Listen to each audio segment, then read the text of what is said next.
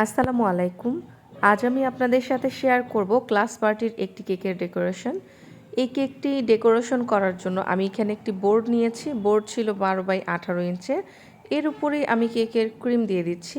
Palette knife দিয়ে ক্রিমটাকে চারপাশে এভাবে সমান করে নিচ্ছি।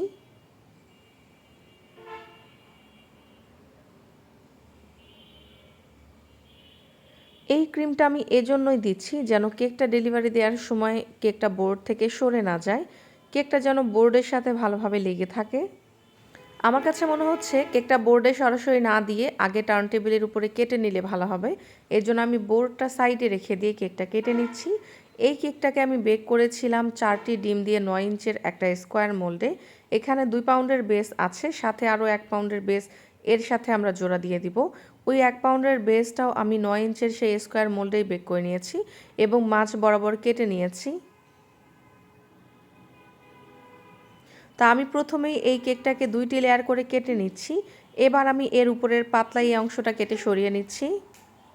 উপরের এই পাতলা অংশটা কখনো ফেলে দেবেন না। আপনারা যদি নিজে না খেতে চান তাহলে যারা খেতে চায় তাদেরকে দিয়ে দেবেন।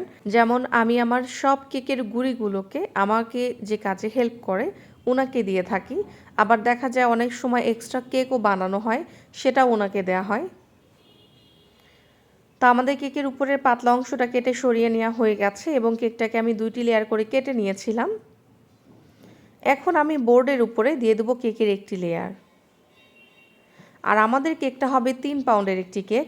কেকটা আমাকে বলেছিল যেন একটু সাইজে বড় করে দেওয়া হয় 3 পাউন্ডের মধ্যে, কেননা এটা একটা ক্লাস পার্টির কেক ছিল। বোর্ডের উপরে ক্রিম একটু কম হয়ে গেছে, এই পাশে আরও একটু ক্রিম দিয়ে দিচ্ছি। এবার সমান করে সুন্দরভাবে লেয়ারটা এভাবে বসিয়ে দিলাম।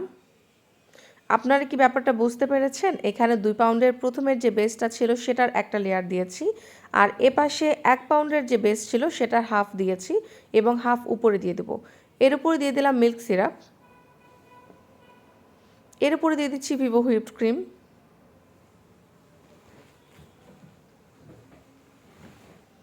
প্যালেট নাইফ দিয়ে ক্রিমটাকে চারপাশে এভাবে সমান করে ছড়িয়ে দিচ্ছি।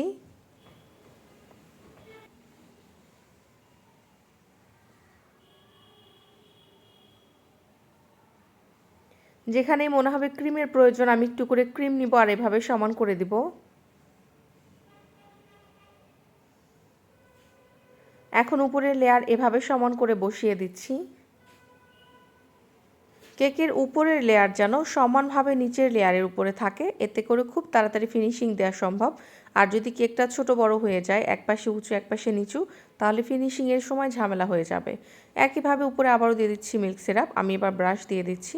ব্রাশ দিয়ে খুব ভালোভাবে পুরো কেকের উপরে মিল্ক সিরাপ আমার দেওয়া হয়ে গেছে। যেহেতু ভিডিও অনেক বেশি বড় হয়ে যাচ্ছে আমি একটু স্কিপ করে দিয়েছি, কিন্তু আমি পুরো কেকের উপরেই দিয়েছি। এর উপরে দিয়ে দিচ্ছি আবারও হুইপড ক্রিম।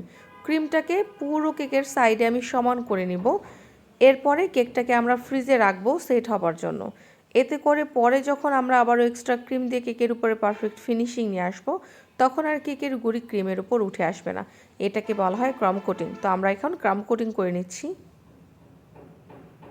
আমাদের যেখানেই মনে হবে ক্রিমের প্রয়োজন আমরা একটু করে ক্রিম দেবো, তবে অনেক বেশি ক্রিম দিতে যাব না।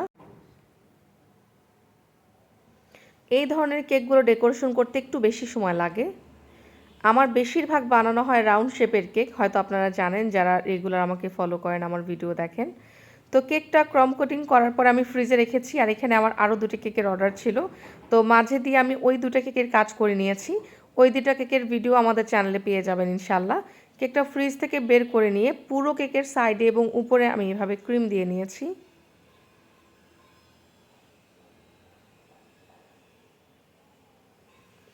আমি এখন একটি প্যালেট নাইফ দিয়ে কেকের উপরটা এভাবে আগে সমান করে নিচ্ছি। কেকটা যদিও আমি 3 পাউন্ডের করেছিলাম, ডেকোরেশনের পরে কেকটা কিন্তু 3.5 পাউন্ডের হয়ে গিয়েছিল। আমার সবগুলো কেকের ওজন অবশ্যই একটু না একটু বেশি হবেই, আমি এভাবেই বানিয়ে থাকি। আমি কখনো ওরকমভাবে কেটে সরিয়ে রাখি না। অনেকেই দেখা যায় একদম পারফেক্ট মাপ দিতে চায়, একটু বেশি দিতে চায় না। তারা দেখা যায় কেকের বেস একটু কেটে রেখে দেয় বা একটা লেয়ার কেটে রেখে দেয়। তো এই কাজটা আমি কখনোই করি না। আমার চকলেট কেকগুলো দেখা যায় 2 পাউন্ড বানালে অনেক সময় 2.5 পাউন্ড 3 পাউন্ডও হয়ে যায়। ভ্যানিলা কেকগুলোও দেখা যায় একটু বেশি হয়ে যায়। তো আমার ভালো লাগে। আমার কখনো মনে হয় না যে আমি কেন বেশি দিচ্ছি। আমার সব সময় ভালো লাগে যে তারা একটু কেকটা বেশি পরিমাণে পাচ্ছে, তারা কখনোই কম পাচ্ছে না। তো আমি কেকের উপরটা সমান করে নিয়ে কেকের সাইডটা সমান করে নিচ্ছি। আপনাদের মধ্যে অনেকেই কিন্তু আমাকে মেসেজ দিয়ে থাকেন যে রেক্ট্যাঙ্গেল কেকের ডেকোরেশন যেন আপনাদেরকে দেখাই, কিভাবে পারফেক্ট ফিনিশিং নিয়ে আসি। তো অবশ্যই আপনারা এই ভিডিওটা ফলো করতে পারেন। কেকের উপরটা প্রথমে আপনারা সমান করে নেবেন, এরপরে আপনারা কেকের সাইডগুলোকে এভাবে সমান করে নেবেন। কেকের যে কর্নারগুলো আছে এখানে যেখানে ক্রিমের প্রয়োজন একটু করে ক্রিম দিয়ে দেবেন, এরপর আবার পারফেক্টভাবে সমান করে নেবেন। অবশ্যই একটু ধৈর্যের সাথেই কাজ করতে হবে, কেননা রাউন্ড শেপের কেকগুলো ডেকোরেশন করা খুবই ইজি। আর এই কেকগুলো যেহেতু একটু বড় হয়ে থাকে, দেখা যায় ওইভাবে খুব ইজিভাবে কাজ করা যায় না। তো একটু ধরে ধরে কাজ করতে হবে, একটু সময় নিয়ে কাজ করতে হবে।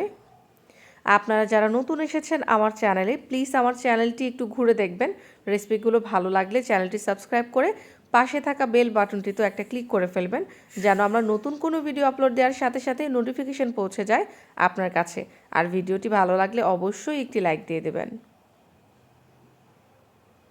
তো কেকের সাইড আমাদের মোটামুটি সমান হয়ে যাচ্ছে, আপনারা হয়তো খেয়াল করেছেন। আপনারা যেহেতু রেক্ট্যাঙ্গেল কেকের ভিডিও দেখতে চান, এজন্যই কিন্তু ভিডিওর পার্ট আমি একটু কেটে দিচ্ছি না। সময় নিয়ে আমি ডেকোরেশন করেছি, পুরোটাই আপনাদের সাথে শেয়ার করার চেষ্টা করেছি।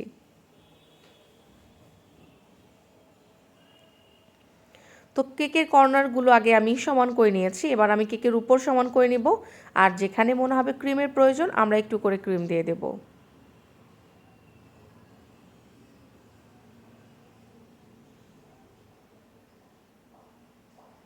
এই কেকটা ছিল একটা ক্লাস পার্টির কেক, আর যিনি অর্ডার করেছিলেন ওনার বাসা ছিল অনেক দূরে। তো সকালবেলা এসে কেকটা নিয়ে যাবে এটা সম্ভব ছিল না, এজন্য উনি আগের দিন কেকটা বিকেলে নিয়েছিলেন এবং পুরো রাত ফ্রিজে রেখে পরের দিন স্কুলে নিয়ে গিয়েছিলেন। তো কেকটার উপরের যে নামটা সেটা আমি কেকের উপর বসিয়ে দেইনি, কেননা কেকের উপরের নামটা যদি আমি বসিয়ে দিতাম ফন্ডেন্ট, তাহলে পুরো রাতে দেখা যেত ফন্ডেন্ট অনেক সময় নরম হয়ে যায়। তো আমি সেই রিস্ক নিইনি। আমি কিভাবে দিয়েছি সেটা আপনাদেরকে শেয়ার করব আপনাদের সাথে। মাঝে মাঝে কথা বলতে গেলে দেখা যায় আমার আঞ্চলিক ভাষার কারণে একটা দুটো হয়তো ভুল ত্রুটি হতে পারে, তো আপনারা অবশ্যই ক্ষমার দৃষ্টিতে দেখবেন। আপনারা নিশ্চয়ই দেখেছেন কত সুন্দরভাবে আমি কেকের উপরটাকেও সমান করে নিয়েছি। এবার আমি একটি নোজেল নিয়েছি, এটার নাম্বার 195। এখন আমি পুরো নিচের বর্ডারটা এভাবে দিয়ে দিচ্ছি।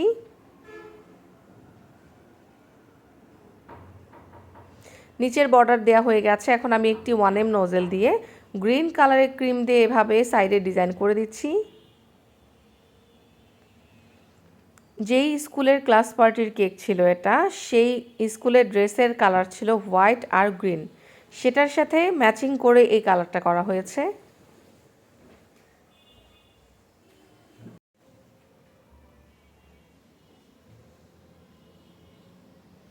যেহেতু কেকের সাইজটা বড়, এজন্য আমি একটু বড় করে রোজেটগুলো দেওয়ার চেষ্টা করেছি। ক্রিমটাকে যদি একটু বেশি করে প্রেস করেন এরকম বড় বড় রোজেট বের হবে, আর যদি আপনারা হালকাভাবে প্রেস করেন দেখবেন ছোট ছোট রোজেট হবে। কিছুক্ষণ আগেই এই ভিডিওতে আপনারা দুইটা ভ্যানিলা কেকের বেস দেখেছিলেন, তো ওই দুইটা কেকও এই আপুটাই নিয়েছিলেন। এই আপুটার বাসা যেহেতু ছিল অনেক দূরে, আর বারবার এসে আমার কাছ থেকে কেক নিয়ে যাওয়াটা তাদের জন্য কষ্টকর ছিল। যেহেতু এই কেকটা অর্ডার করেছিলেন ক্লাস পার্টির জন্য, এজন্য সাথে আরও দুটা কেক অর্ডার করেছেন। একটি কেক ছিল ওনার মায়ের জন্য, আরেকটি কেক ছিল আরেকজনের জন্য। তো এই যে দেখুন আমার কেক আলহামদুলিল্লাহ তারা ভীষণ পছন্দ করে। আমি কেকের উপরে এরকম সুগার বল দিয়েছি আর নামটাকে লিখে দিয়েছি এভাবে ফন্ডেন্টের উপরে। তারা পরের দিন যখন ক্লাস পার্টির জন্য কেক নিয়ে যাবে তখন জাস্ট কেকের উপরে ফন্ডেন্টটা বসিয়ে দিয়েছে আর আমাকে এভাবে ছবি পাঠিয়ে দিয়েছে। ভিডিওটা একটু ভালোভাবে দেখলেই আপনারা রিভিউটা দেখতে পারবেন। আল্লাহ হাফেজ।